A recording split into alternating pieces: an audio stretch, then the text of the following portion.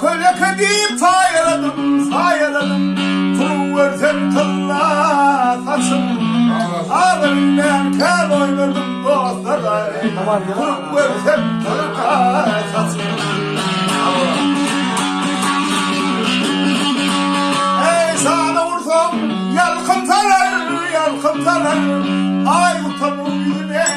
sinar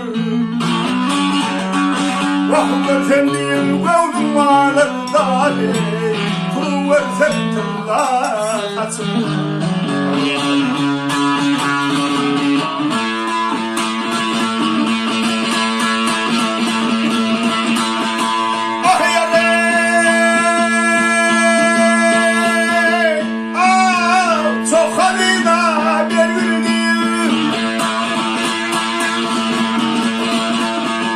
Sonra beni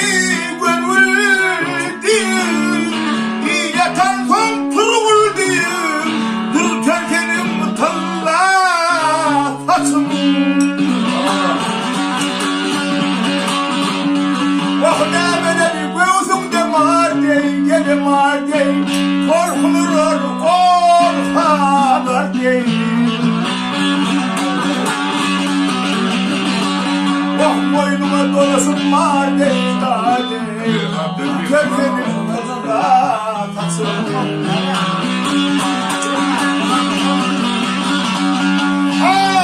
Gidersin yine göledim Vah göledim Yetes fakir ey sen yedime Vah madenlerin bulunumda Madenlerin bulunumda Dürker senin tadına tatsın Gel yarın